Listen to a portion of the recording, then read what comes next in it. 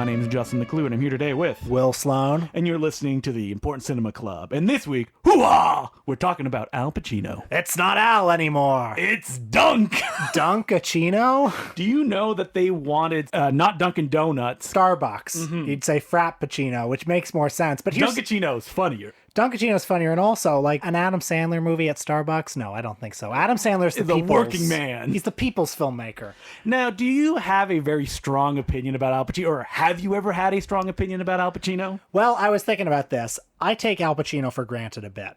He's been around for longer than I have. He's constantly worked throughout my life. You're always seeing Al Pacino and stuff. He's in so many classics, and you just kind of take him for granted. And also, as actors get older, you know, their range becomes a little more limited. Sometimes it becomes possible to define a guy like Al Pacino by some of his tics, by some of his shtick. The hoo-ah, you know, I want Tracy dead, that kind of stuff. Yell acting that people associate with late period Al Pacino. Yeah, and sometimes in my head there have been times when he can become a little bit of a joke. But he shouldn't be, because watching the movies again this week, it's like, this guy, he's one of the best to ever do it. What can you say? If you grew up in the 90s, it felt like it was defined parody-wise with parodies of Scent of a Woman, which is so funny because no one watches this movie anymore. Oh, you say that, but it's on every streaming platform. Yes, I discovered that myself, and it was like, this is wild. How is it on Netflix,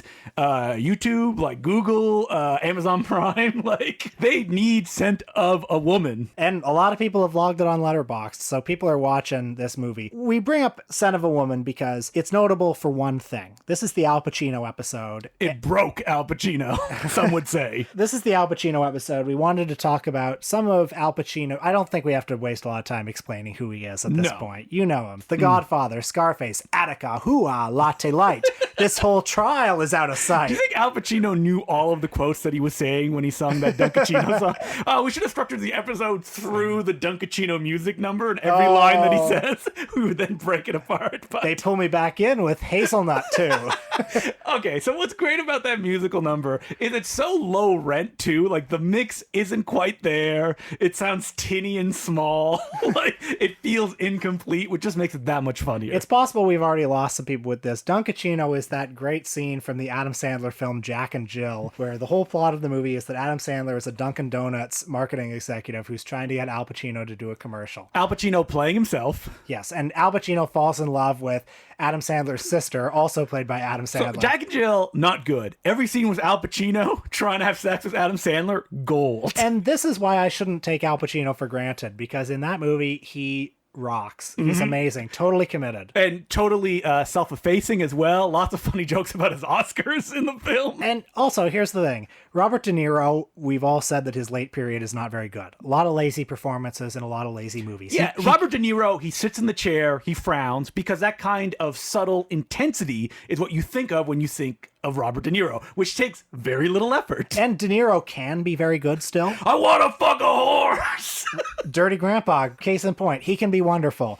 Al Pacino, I think, yes, he can be shticky, but he's, with maybe one or two exceptions, never not compelling. There was an interview that he did from a couple years ago where he talked about why he took so many bad scripts, in his opinion. And I mean, I think money. Yeah. But he also said he liked the challenge of trying to make it better through his performance. And he even said, I failed. I don't know why I keep doing this because it's not going to work. But he liked the kind of obstacles. Like, if I show up, will the movie get better just by me committing to it? I think most of the time it does, though. I think if you watch Righteous Kill, you'll find that it's better than it would have been if he wasn't in it. Well, Robert De Niro's like snoring beside him throughout the entire movie. So, Scent of a Woman, getting back to it, we wanted to watch this one because this is the one for which he finally won his only Oscar. And he beat Denzel Washington as Malcolm X. It is absurd that this is Al Pacino's only Oscar. Well, everyone has always understood this as the Lifetime Achievement Oscar. Yes. But then watching the movie... He's the best part of Scent of a Woman. So, yes, he is, undeniably. But then watching it, I realized, oh yeah, this was machine-generated to get him an Oscar. There has never been more of a... Yes, it's a Lifetime Achievement Oscar, but you can imagine all the idiots in the Academy watching this movie and being like, fuck, this is acting. So, Scent of a Woman, if you have never seen it, because, I don't know... Why would you? You're under 25 years old. It's about, screen dynamo Chris O'Donnell Robin himself, who is at a prep school and takes on a job during Thanksgiving of taking care of Al Pacino. Now, when the movie played, number one, I was like, he is not qualified for this job. He is, though, because, like, imagine you've got a salad that has one, really potent ingredient that is supposed to basically be the as salad. a character, not in the context of the movie. Because in the context of the movie, Chris O'Donnell, I can understand why he was cast, because he is literally like an empty void in the film. Well, yeah, getting back to my salad metaphor, he's tofu. He's there to absorb the flavor of what's around him. I watched Heat this week, and I think that Al Pacino works best when he's surrounded by actors that are very good, intense, charismatic, not in the same register that he is. I agree, and Scent of a Woman, I think, I found it interesting just as a case study in how good can you be in a movie this bad. The movie is 2.5 hours long. I hated this movie, even though it is a very competent movie. It's too competent. It's such a piece of machinery. It's like every scene that you think is going to be in it is in it in exactly its place. It's like a shotgun blast of 90s dramatic filmmaking as well. Those kind of like golden hues. Takes place during the fall. It has a tinkly, like, awful score. Every time the theme played, I was like, oh, I hate it so much. Fucking horrible. So anyway, back to the plot. Chris O'Donnell, he's a poor boy at this prep school. He's in on a scholarship. He's surrounded by rich kids, including a young Philip Seymour Hoffman. Great. What if he had been in the Chris O'Donnell role instead of Chris O'Donnell? I think he would have been better. I bet you he did audition for it, and like the ones who didn't get it got to be pushed to the side and got to be the evil preppy boys. I was thinking of like, would this movie be better if there was like a young Michael J. Fox that was in the Chris O'Donnell role? Like if they brought intensity, some kind of personality to it? Maybe, or maybe it's just, they need that wet blanket. They wanted it to be the Al show. Yeah, and it is the Al show. So anyway, he's at this prep school. Chris O'Donnell and Philip Seymour Hoffman both witness a big prank that was done to the evil dean. Is he an evil dean? Well, though? he's a snobby dean. I think he's pretty evil. He is what evil. He does. I mean, let's say he's a dean, so automatically he's evil. But from the get-go, the preppy kids are like, he doesn't deserve that Jaguar that he got given by the board. That's why they're angry at him. That's why they pull a prank on him. Yeah, as if any of them are better. No, they're all terrible. Yeah. It's all the upper echelon. And like this dean, a prank happens. Chris O'Donnell witnesses it, and he's brought forward to the dean, and the dean's like, you got to tell me who did it, or number one, I will expel you, and you won't get a recommendation, all expenses paid. I was going to give you to Harvard. And in fact, on Monday, after the weekend, we are going to hold a big snitch event where we are going to put you and Philip Seymour Hoffman on stage in front of the whole school, and you are going to snitch. Isn't anyone in power beside the dean being like, what is going on? What is this for? Why is there a whole snitch event, like a Madison Square Garden event for snitching? Anyway, so Chris O'Donnell has this hanging over his head. If he doesn't snitch, he's going to be doomed forever. He's not going to go to Harvard. He's going to be working at a gas station for the rest of his life. So he takes Al Pacino, who plays a manic pixie blind man. I mean, his first scene is so off-putting and not the way I think they wanted it to be, where he's like, how's your skin? How's your skin? Al Pacino's sitting in golden rays in the corner of the room. The woman who takes care of him, who I believe his niece, right? Because Al Pacino's her uncle, is like, gives Chris O'Donnell no instructions. It's just like, yeah, go in there and, he'll be your best friend by the end of the weekend. Chris O'Donnell takes Pacino to New York, where you're going to have a big weekend. I forget why he takes him to New York. I might have been zoned out at that part. Chris O'Donnell is told by Pacino, just take me to New York. I think he wants to pick up a call girl or something like that. That's right. But there may be darkness lurking under his surface. Al Pacino's like, I'm going to kill myself when this weekend's over. That's right. So you think Pacino, he's a funny blind man. He does cool, unexpected blind man things, like he tangos with a woman. He drives at one point. Wacky, hilarious stuff. This is not your grandpa's blind man. He's got darkness inside. He does have darkness. And just when you expect it to happen, just when the screenwriting manual tells you this is when it's going to happen, he visits his estranged family, where his brother, played by Bradley Whitford, delivers a stinging monologue where he says, you know how this man became blind. He's not as wacky as you think he is. Actually, he put his whole platoon at juggling grenades. And I thought, well, that sounds pretty wacky to me. Yeah. I mean, it's no more or less dangerous than driving a car in Manhattan. That's true. Yeah, he didn't learn his lesson at all. Nope.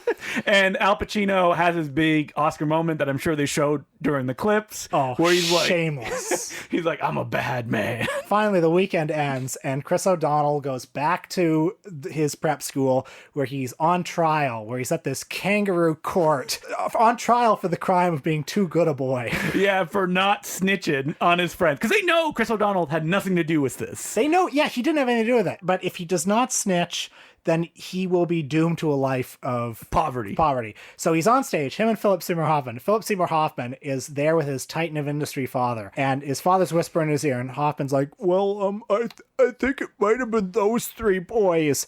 And so the evil dean's on stage in front of the whole audience. And he says, very good. Now, how about you, Chris O'Donnell? I would say, Chris O'Donnell, snitch on those assholes. They would burn you in a second. Well, listen, I may not know what's right, but what I know is that Chris O'Donnell is a man of principle. And that's what you, Justin, don't understand. You're sending him on a path. So Al Pacino bursts into the kangaroo court, and I believe that this was an improvised speech. I remember reading that somewhere. I don't think that's true. That can't be true. It's pretty rambling and long. Like, he goes on some weird discretions as well. Well, it was probably improvised It was over a structured, period. Yeah. Like, they let Al Pacino go, and they're like, you have to hit these points. And Al Pacino's just flailing. It's like, and he wins over the audience, like, so much. This scene is shameless.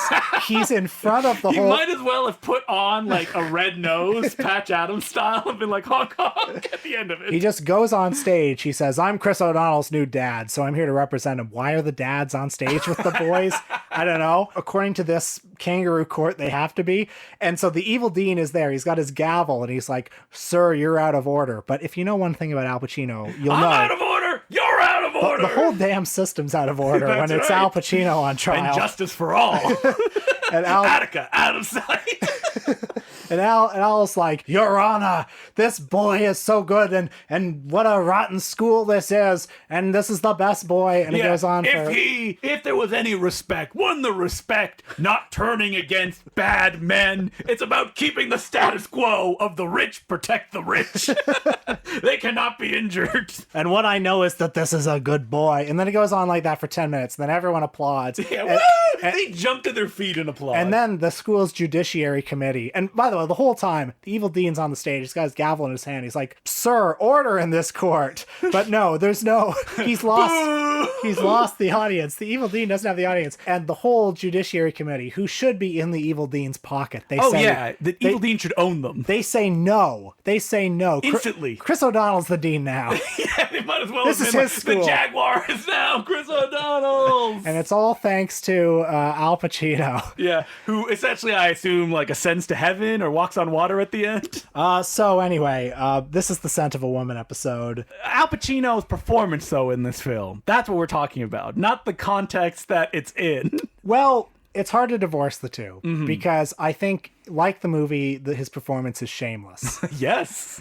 But I liked it. Anytime he was on screen, I'm like, I like watching Al Pacino do his thing. I mean, at the end of the movie, when he's doing that 10-minute monologue, how can you not enjoy it on some level? I mean, this is a man with presence. This is a man who can act. Well, I think that a man who can act is important. And it's also, he loves acting. Robert De Niro doesn't seem to love acting. It seems like something he fell into, and this is his income. Well, so Robert De Niro is a great craftsman. Yes. Like, there's no better craftsman. I don't know if I don't know how much he loves it anymore. Like, I don't think, exactly. Like, I don't think Robert De Niro jumps out of bed excited to go act, like, on a film. He's a very cerebral actor, and even in Robert De Niro's best movies, you don't get, like, the joy of acting. Mm-hmm. You don't sense that he's loving it. He's plumbing the depths of his soul. Well, you watch Taxi Driver, you feel that he's enjoying this process, that he's committed to what's happening. You see him in, I can't think of any Robert De Niro film that came out in the last 5 years. It's not Bad Grandpa. Something like The Irishman, something like Taxi Driver. They're very... he's there. He's committed. They're very internalized performances. That's De Niro's thing. But Al Pacino loves, like, hitting the boards. He loves giving you a show. He loves showmanship. He's like Shaq. He's just like dunking and the board's exploding. I didn't do a lot of work on this episode in terms of research, obviously, but I did do a lot of work in terms of hours devoted to watching the movies.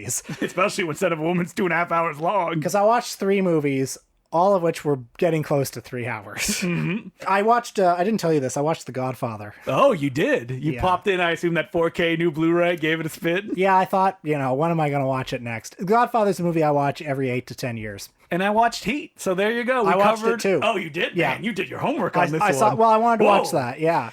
So let's talk about The Godfather. Well, I feel like The Godfather and Serpico are two movies, because I watched that one for this episode, that are very familiar Al Pacino acting styles. That during the 70s period, Al Pacino had a certain kind of hook to his performances, is what you would cast him as. Well, whenever I see those 70s Pacino performances, like The Godfather, like Serpico, I'm always, I don't know why I am, but I'm always surprised that he's so understated. Well, he's like the simmering intensity. Yeah, and when he yells in those movies, it means something. Yeah, well, like when you think of like Dog Day Afternoon, when he does like the big thing where he gets the crowd going, or you think of Serpico when he's like freaking out, and especially that Serpico, a Sidney Lumet film that's about a guy who's like, what? Police are corrupt. Literally every police officer in New York, every department is corrupt, and Serpico is jumping from one to the other, not even trying to root out corruption at first, just to be in a department that's not corrupt. Can't find it. So he decides, all right, well, I'm gonna have to do something about it. The whole damn system's out of order. That's right.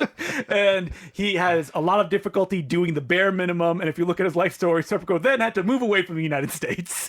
Yeah. But Al Pacino in this role, what's great about it is he does have to be that kind of simmering intensity. He is a weird guy. That's one of the things about Serpico that people talk about. Like he wears a big giant hat. Like It's he has a great little in mouse. his performance in that movie, the way you like see him tearing himself apart from the inside as it goes along. And it's amazing how he communicates that without doing a whole lot. Like he has his big freak out moments. Like there's a point where other officers shoot at him thinking that he's a criminal, or do they? Right. And he's like, what are you doing? What? Like that's the Al Pacino you would expect. But that is coupled with that kind of Al Pacino in a room having to listen to people say stuff that he doesn't agree with. And he can't just freak out as his kind of acting mechanism. Man, those scenes where he's just sitting in a room listening to somebody who he doesn't like, hearing things he doesn't want to hear, that's the stuff I forget about Al Pacino when I haven't seen these movies in long Well, that's like the 70s, 80s Al Pacino. And then he made a movie called Revolution. He took a break, came back, and basically Scent of the Woman is a couple movies after that. And that's late period Al. Yeah. Dick Tracy is maybe the unofficial start, and Son of a Woman is the official start of Do you late think Al. like he suffocated and a version of Al Pacino died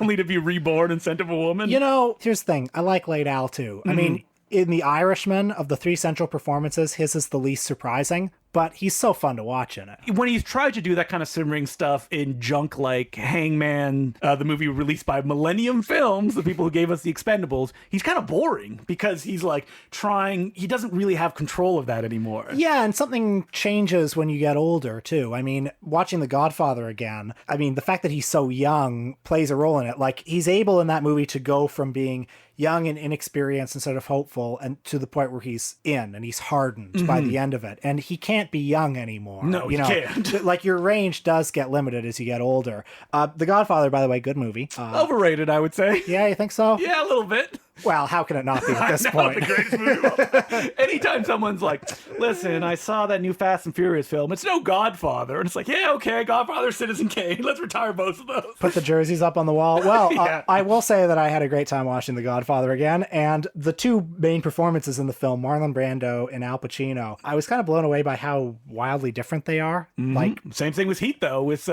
Niro and yeah, Pacino. yeah, it's similar. Like, in both those movies, you've got one performance that's very stylized, very gargoyle-ish. and you Anytime I think of Marlon Brando and Godfather, I just think of Mafia. I know you do.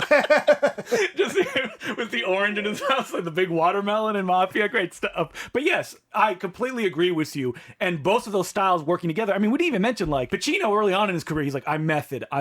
This is the way that I approach it because I want to get a reality there. I find it a little difficult to explain why Al Pacino was so good in those early movies too, because so much of it seems almost mystical. Like, a lot of it is just his own charisma as a person. There's a certain amount that he's clearly like born with. Because like even something like Cruising, where he's very kind of understated, he's simmering, like almost boiling on screen. Look at Chris O'Donnell. This is one of the things that Son of a Woman is useful for. You've got a movie star, you've got not a movie star. Yes. They're next to each other. And Chris O'Donnell, not that he's without talent, not that he's without some skill. He's been on one of those like Navy NCIS or one of those? for like 15 years. Good for him. I'm very happy for him that he's getting work. But he cannot simmer. He just doesn't have it in him. Yeah. But Al Pacino can. Actually, Son of a Woman I thought was interesting to watch too, just with the other ones, because I realized this week how important his eyes are. in The Godfather, the stillness of his eyes at times, the stillness of his whole body, and just like a small move of the eyes can mean so much. And in Son of a Woman, it's an interesting acting exercise because like he's got blind man's eyes, so he's never making contact with the people that he's talking with. Yeah, and he has to communicate a lot through everything else on his face and his voice. So, you know, I'm sure he took the acting exercise seriously. Give the Oscar to Pacino for Scent of a Woman, Will Sloan. You know, even when you think of something like Scarface, which is not a wild Al Pacino, but it's a pretty wild Al Pacino. I know, but he's also simmering in that movie in a way that like he can't anymore. He does big wild. True. People think of the ending of Scarface because that's the biggest, say hello to my little friend. But like that film is also a lot of Pacino just staring at people, trying to be intimidating because he has to be more than he is from like a monetary standpoint. I'm just gonna throw this out there too. I don't know. I don't have any conclusion on this, but the fact that he was so Italian, the fact that he was part of a new generation of movie stars like De Niro, who were Al Pacino's Italian. What? But like they were more ethnic than the stars had been before. Like Robert Redford, Warren Beatty, fucking Rock Hudson. I don't know who was the star before that. Like, I don't have a point about this, but I just think it's interesting. It's like, did that add in some way to the mystique that they had? The fact that there was something almost dangerous about them because they were perceived as more ethnic. Yeah, they didn't have like a mid-Atlantic accent that's like non-threatening. It's like, oh yeah, everybody has this when they're on screen. Yeah, there was something that was perceived as like raw and earthy about them. But it still exists though, even when you look at it now. Like it's not something that is culturally within the context of its release, because you look at The Godfather and his performance, even removed from, oh yeah, this is the best movie of all time, it still makes the movie work. Like I'm trying to think, like they probably wanted to cast other people than Pacino in that main role, right? Sure, they probably went through the list and it's like, would it have worked the same if it was a different actor? Probably, but it would have been different. That the intensity of him is what makes it as, powerful as it is. Now, if we move on to Heat, great movie. Loved it. Yeah. Loved it. Michael Mann. No controversial opinions here about Heat. Pacino in that film, like Scent of a Woman, he often gets caricatured as like, this is his big one. He's so out there. I don't know. Works for me. There's a scene where he hugs a woman who her daughter just died. And it's such an odd moment because it's like the stranger comes and hugs her. And it goes on too, where he hugs her, he lets her go, he hugs her again. Well, there are peaks and valleys in the performance. It's not all Dick Tracy. And which is kind of what we associate with him now. And it's those peaks and valleys, but also that kind of, while he was intense in The Godfather, in the Heat, he seems almost unbalanced, which is different. Yeah, I mean, he's doing a lot with his eyes in that movie. Cocaine! He's doing a lot with his whole body. There's a ragged quality to him. And like, you mentioned De Niro. They only have like the one scene together. Compare and contrast to the two of them where one of them is so controlled. Yeah, De Niro just like, head back, almost chin tucked in, just staring at him, like shoulders clenched, while Pacino's like delivering a monologue about a dream that he had. And he's into it. He's not all out there, but it's different. And both of them together, you're like, yes, even though that's the only scene they share, by intercutting between both of them, that creates the rhythm that makes Heat work so well. And Pacino represents the law, and he's the one who seems more out of order. Yes, that's right. So it adds tension to it. I stared at And Justice for All. I'm like, I don't want to watch this Norman Jewison film. Yeah, I haven't seen it either. And they're both such obviously great actors, and in the movie they're having such distinct styles that there's a feeling of, well, what happens when this unstoppable force meets this immovable object? There's a real tension. You genuinely kind of don't know who's going to win. As opposed to Righteous Kill, which I've never seen, but I'm sure, Will, you spin that one every 8 to 10 years, right? Oh, I saw it opening weekend.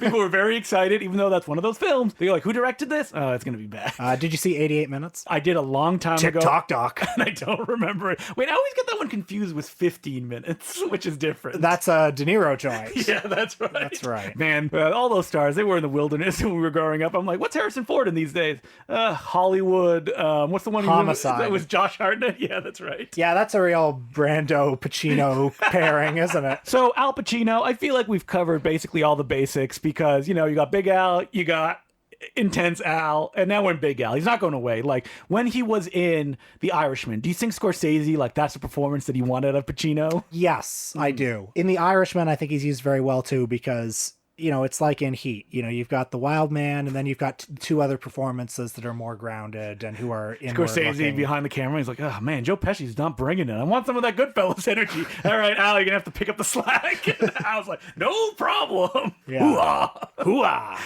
Now, we only know that hoo-ha thing because it's like everywhere in cartoons in the 90s. Like The Critic, if you've ever watched that show, they do 15 Scent of a Woman jokes. I mean, having never seen Scent of a Woman before, I was really excited to hear him say hoo-ah. He says it like 10 times. I laughed every time. I was just having a great time with that. It's that and Rain Man jokes. Like, that's what the 90s were composed of. Yeah. So Al Pacino, still good. I feel like we talked about at the beginning of this episode, we tend to kind of dismiss him a little bit as a joke now. Take him for granted. Yes. But he is good. He's always been good. He's still good. Maybe he's not quite as good as he used to be, but he's still good. Even though you look at like, Merchant of Venice, I don't need to see that movie. I know what it's going to be. Shylock is my name. So, as per usual, you can send us letters at importantcinemaclubpodcast@gmail.com. And our first letter is from Tony Marshall. And he goes, hey, Justin. Sorry, Will. I'm a fellow struggling filmmaker. I think this is a question. You can still jump in, though. I'm a fellow struggling filmmaker who just finished a music video I made to look like 8mm with filters in the edit from DSLR footage. I like it, but no, it's not as good as actually shooting on film stock. As you yourself have lamented, the move to digital from directors like Argento and Zalowski, as well as just flat lack of texture the medium has, have you discovered any ways to create more textured images without film? I ask because it's cheaper and most tutorials say film look to mean Marvel movies. P.S. Why do American Canadians know who Benny Hill is? I cannot emphasize enough that he's completely forgotten in the UK and is never mentioned in a single comedy documentary, even when the context of 70s bad, dated, or offensive shows. Yet late 20s to 40s North Americans seem to use him and his theme tune, reference for UK comedy next to Monty Python, all the time to the extent I first heard him in a 2000 Simpsons episode. Why this and who's to blame? I would say PBS probably, right? Yeah, I mean, Benny Hill was widely exported over here. It played on TV here much more than, I don't know, who else do they have in Britain? Russ Abbott. Huh? That's one for our Norman British... Wisdom? That's one for our British... Norman Cubby Brown, or whatever that guy's name is. I'm saying all these names, I'm just getting like blank. Like, I don't know who they are, what they did. I throw Norman Wisdom around because supposedly some people in the UK love him. Well, Matthew Kumar is a fan, and he's a very Jerry Lewis style presence. I saw a movie and it was a lot of Lewis style gags in it. Now, as far as how do you bring textures to movies when you have to shoot on DSLR? Number one, forget about shooting on film. You're not going to do it. It's too expensive unless you have a production company that is paying for it. And I'm assuming if you're writing this, that's not going to happen. When it comes to shooting on digital, I think the one thing that gives digital away, that kind of flat, affectless look, is a lack of intention. And I've talked about this before, that with digital, it's very easy to like cover your bases, shoot everything from multiple angles, and edit it in post afterwards to get like, the best version of a scene. When you do that, what happens is you also get a kind of TV feel to it. Like, that's how TV shows are shot, because they just don't have that much time. When you want kind of authority, even beyond just texture on the film, to not make it feel cheap and digital, just go in it with intent. When you shoot with intent of how you frame things and how you edit things, I think that's even more important than like, well, I want that grain. The thing about grain, though, that's great when you have like, you shoot on film, is that if we saw most of the regional horror films that we love on digital, we'd be like, these are terrible. And we know that because they keep making horror movies on digital and we don't like them. It's not the same. Yeah. Well, I'm like, this is great. I love the textures and the feel of it. If I had the exact same film digitally, I mean, number one, it's removed from the context it was made in, blah, blah, blah. It would not feel the same. And you can't get that, though. Don't try to imitate it. There's nothing worse than watching a film and being like, ugh, they're trying to recreate film footage, like a texture, using digitally. Except maybe 8mm, because that is such a damaged format, like 8, Super 8, that you can usually push it far enough that it doesn't feel like, just trying to imitate it. I'm thinking of all those like post-Grindhouse movies that came out. Like Hobo with a Shotgun. That was okay. Good. Yeah, and it's not trying to do it in that style. I'm thinking of more like, there would be, it's like bloody nuns on the run or something like that. Sushi Girl. Did you ever see that one? Yeah, and it's just like throwing filters on it and like fake film grain. Terrible. Don't do it. It's just like a disconnect from it. Yeah. So just go in with intent. And I think that's probably the most important thing you can do from a visual standpoint. I mean, Will, you've also talked about like, the death of cinema is also just ugly images on screen, like that affectless Marvel look. Well, I mean, I think some people resist this, but I genuinely do think like the switch over from 35 millimeter to digital has played some role in people, at least subconsciously, not wanting to go to movie theaters, because during the pandemic, people have spent 2 years watching things on Netflix. On some subconscious level, they realize the image on Netflix is no different than the image in a theater. In fact, it's probably better because it's like the bulb in the theater is so fucking bad all the time. I mean, the argument would be as well, especially when it comes to comedies, that there's no better feeling than sitting in an audience who's laughing along with the movie. Oh, sure. There are lots of advantages to still seeing movies with audiences, but like you remember in the 90s and in the 2000s, we would go see movies and we just knew that they felt different. The image was heavier and it was a different experience, and that's not there anymore. I've talked about this before, but I am just baffled that someone at Marvel, and I feel like because of that, it has filtered down to a lot of different big budget productions, have decided like, no blacks, only grays. That's what we want to see. And it's like just like a milky, undefined, uncolorless image, because colors can't pop if everything is milky and you can see in everything. I don't understand. Why would you do it that way? Yeah. And so don't do it that way. And that's something I feel like, and we always talk about like what will become nostalgic, that like when VHS was being made, people were like, this is terrible, it doesn't look like film. Now when we look back on VHS, like, that sweet VHS look, like there is a warmth to it that we don't have from these digital images. The thing about these images, there's no warmth at all. If anything, all of it has been sucked out. I can't imagine nostalgia for them. I can't either, but I mean, we'll see. HDR, like people talk about, it's like, oh, you get so many different colors. I look at like the Marvel movies in HDR, it's like, it just still looks milky and white and bad. Like, what's going on? Well, movies are going to keep looking worse and worse, and so then we'll look back at, Captain Marvel or something and say, oh, look at those colors. Wow, they used to be on sets. Wild. So our next letter is from AJ Serrano, and he goes, hey guys, I've always had a soft spot for Steven Spielberg's Always, if only for the sole reason that it was the movie released in my birth year, 1989. By the filmmakers that first influenced my love for movies. I've only seen it once and found it to be mediocre. What? But you said you have a soft spot for it. But I doubt I'll ever shake the cozy sentiment I have always had for Always. Do you both have an example of a special birth year movie for yourselves? Thanks, AJ. A birth year movie. Yeah, that came out the year that you were born, that you have a soft spot for, even though that you don't love it. So I don't, but I will say that I associate Tim Burton's Batman Returns. Yes. No, the first Batman. Yeah, the first one, because it came out in '89, which was the year I was born. So I link that and the Berlin Wall very closely to my birth. I mean, I was born in 87. Great year for movie. Raising Arizona came out. Evil Dead 2. Nothing bad was happening in 87. The thing about me is that I'm really bad with years with movies. Will is sometimes like a computer when it comes to that he can just name, oh yeah, that came out in this year. And I usually give like a blank stare. I'm like, I don't know, what year did it come out of? What's more important to me is like the order it happened in someone's career or what came before and after. But specific years, mine for numbers just doesn't have that. So I'm sorry if we don't have a very good answer or something that we associate with being, when we were young that we have affinity for. I would say that there are definitely things that I saw when I was young that are mediocre that I have affection for because like what? I remember going to see them. Like what? Well, now I can't think of an example, but I mean, I was trying to think of like films that I saw in a theater as a kid that I would have had affinity for, but when I think back on it, even as a kid, and I said this before, I'm like, this movie's bad. Like Shaq's Kazam. Oh, I know. That I saw theatrically. I got one, Batman Forever. Okay, yes. I'll always love that. Oh, really? And love it. It's not, it's not a very good movie, but I'll always love it. I try to throw myself back of being a kid, of being like, I must have liked this, right? Like, I must have. How can you not have liked that movie as a kid? I was thinking about Kazam recently, and what's weird about it is, like, I wanted to see that movie so bad. I had no affinity for Shaq. I didn't even know who he was. Why did I want to see it so badly? It's amazing how you can be brainwashed by TV commercials, huh? Like, because I didn't watch basketball. I didn't watch any sports, but it's like, need to see Kazam. It was the scene where the genie makes chocolate bars fall like rain. Or the one that gave me nightmares of him squishing the gangsters into screaming human balls before dunking them. So what I'm trying to say is Shaq's career underrated. He deserved a bigger one. We'll do an episode. Yep. Blue Chips, Kazam, Steel. Haven't seen Steel.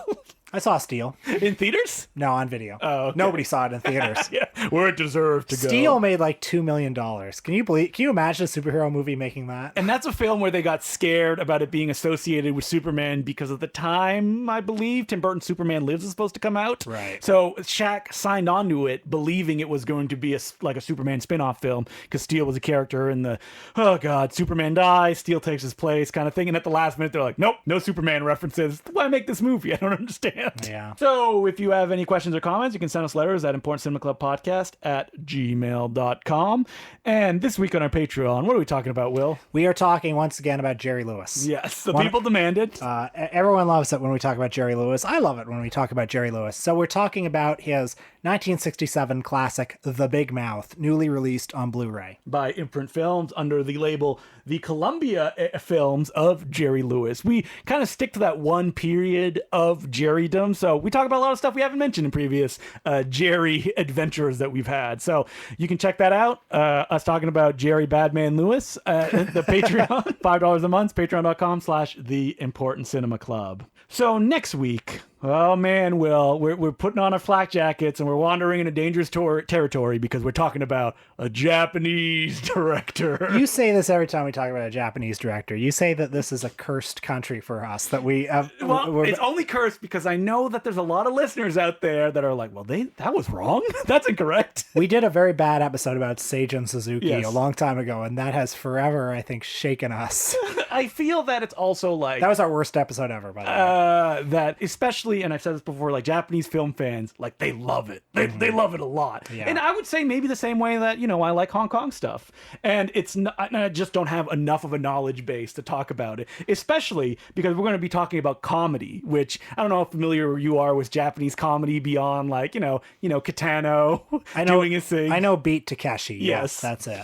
Or, like the specific style of Japanese comedy that they're actually usually done in duos in Japan. That's something I'm like, oh yeah, I did know that, but never really thought about that very much. So what's the name of the filmmaker? The filmmaker is Hitoshi Matsumoto. And he's an interesting filmmaker because he's made a handful of films. Have you seen Big Man Japan? Yes, I have. Symbol? No, I think I've only seen Big Man Japan. And he's also have R100. He also made a film about him being a comedian who has to make a young child laugh or he will be killed at the end of it. Let me just say, it doesn't have the ending you think it will. But he's also a massive, massive star in Japan, especially television. You know all those like funny clips you see of like, oh, look at these wild talk shows in Japan. They're usually comedians doing those shticks. And oftentimes it is Matsumoto.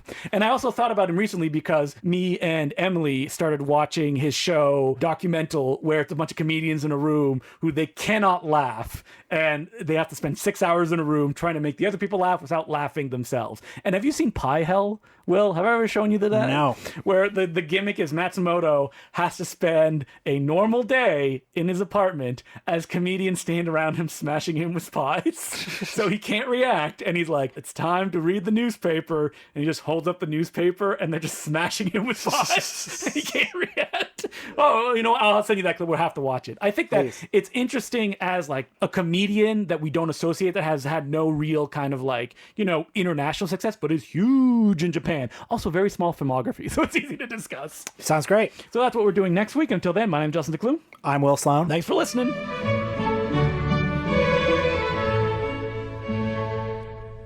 Justin, I'm looking at your DVD shelf and I see you have a new release of Dead Heat starring Treat Williams and Joe Piscopo. Is it time for our Piscopo Corner now? Are we talking about Piscopo? Piscopo Corner. It was a different time in Hollywood back then. There were more stars, I think. Now they're having a hard time making new stars. Because it's not a monoculture. It's not a monoculture anymore. That's why, Pete Davidson will never leave us because he's the closest we've gotten to a star. Well, that's the SNL pipeline, right? Joe Piscopo went through the same way. That SNL is a big thing. Everybody knows this is what comedy is. Joe Piscopo's on SNL, then he should be able to become a movie star in the vein of a John Belushi, for example. Well, what would happen for 40 years on SNL was they're on SNL, they get a movie. If the movie does well, they get more movies. They do a movie, it doesn't do well, they don't get more movies, and they have to do something else. You become Chris Kattan, if that's what happens to you. Or you could become Will Ferrell. Or you could become Joe Piscopo. So, I mean, Joe Piscopo by the early 90s was already a joke, as quoted in that famous Simpsons line where it's like, back in the 80s, where like Joe Piscopo was putting smiles on our faces. A maturing Joe Piscopo left Saturday Night Live. That's a joke. Conquer Hollywood. So he was on the seasons with Eddie Murphy. He was the number 2 guy. Number 2? Basically. Oh my God. What were his imitations? Frank Sinatra? Well, Sinatra, Bruce Springsteen, David Letterman. Phil Donahue. How was his Letterman? I mean, Not that good. Not, All that, right. not that good. So no. are there good Joe Piscopo segments out there? Yeah, some of the ones that he's in with Eddie Murphy are good. As a straight Interesting man. coincidence. Yes. Oh, especially, I mean, considering how his career would go, I don't think he'd be doing stuff with Eddie Murphy afterwards, mostly based on the success, but also other political leanings, if you will. Oh, yeah, that's right. Joe Piscopo is a right-wing talk show host now. Yes, he is. And good for him for making money. Yeah, listen, he looked at the landscape and had to make a decision and go, what am I going to do? This is where the money is. So Joe Piscopo, after he left SNL, he's not a man who was ever very funny. He's like, imagine Jerry Lewis, all of his imagine serious Jerry, but he couldn't be funny. So he's no Andrew Dice Clay then. Oh, he's no Andrew Dice Clay. I mean, he did, come out swinging with a main role in the Michael Keaton classic, Johnny Dangerously. Yeah, I mean, he really tried to steal the show in that one. And obviously he was in Brian De Palma's Wise Guys. Which we did a Patreon episode on. Big showcase for Piscopo. And I guess those movies didn't quite do the business that they need to have done, because he kind of got one more shot after that, which was definitely a B movie. Oh, yeah, definitely. Yeah, Dead Heat. But Dead Heat came out, and this is why I wanted to bring it up, at the height of Joe Piscopo's bodybuilder era. Yes. If I can't be funny, I'll be muscular. That'll make the difference. He was on the cover of various muscle magazines. It's fun to watch some of his stand-up specials from the late 80s, early 90s, because he'd just be wearing like tank tops and muscle shirts, and it's like, you're not very handsome. Yeah. And he's also a very off-putting presence in Dead Heat. So I kind of love him in Dead Heat because he's doing so many quips in that movie. But the movie's giving him nothing. Sometimes dead air after he says the quip. I know. Well, that's the pause where you're supposed to laugh. Yeah, you fill like it the Marx in. Brothers. Yeah. They toured the film to get where the moments are. You fill in the laugh. So, man, I wish we had done a Patreon episode on Dead Heat, because I have a lot of thoughts on Dead Heat. Well, I'll try to zoom through them now that we're here. But Mark Goldblatt, who directed this film, he is probably one of the most famous editors when it comes to blockbusters ever. He did James Cameron's film. After Dead Heat, he did Terminator 2. He was the go-to guy to do this kind of stuff. The year before Dead Heat came out, he made Dolph Lundgren's The Punisher, which was this really wacky, almost Sam Raimi film. And then the next year he makes Dead Heat, where you feel Mark Goldblatt being like, I don't want to direct movies. Just put the camera down. Just film it. I mean, can you imagine spending 2 months listening to Joe Piscopo's quips? Oh, God. You probably want to get out of there as quickly as possible. What I'll say about Dead Heat, though, is I watched it 2 days ago. It felt like the slickest Fred Olen Ray film ever made. Wow, that makes me want to watch it again. It's even got Vincent Price as the old actor showing up. The only difference, Fred Olen Ray would have put him in a wig to make him look younger. And then Fred Olen Ray would have shot a couple scenes that he could splice into 10 other movies. Yes, that's right. And man, I want to talk about True Williams, but we got to wrap it up. We have to save it for our next Joe Piscopo episode, I feel, because what a juicy sandwich that we can bite into, right? Joe Piscopo. I think the best part is that Dead Heat comes out on probably a $40 Blu-ray in 4K, and I'm like, yes, please. When the people making it are like, we can't even get people to come out and see it for $5 in theaters, and they're paying this much money for it now.